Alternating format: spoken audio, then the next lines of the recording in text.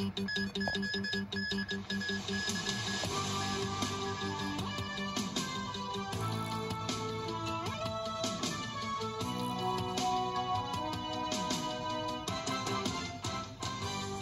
迎收睇晚間新聞，我係陳嘉欣。今日嘅主要新聞包括：馬杜羅夫婦被押送到紐約法院，稍後將會出庭。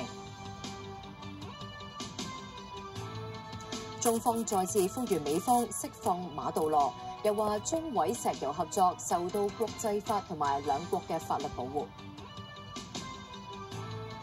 習近平同李在明舉行會談。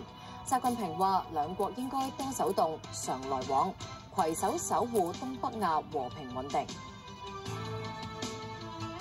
一個80幾歲嘅長者懷疑墮入投資騙案，損失近700萬。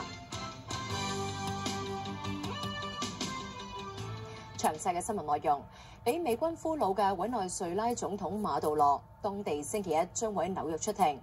另一方面，美國總統特朗普警告委內瑞拉代總統羅德里格斯，如果唔配合美方，將要付出沉重嘅代價。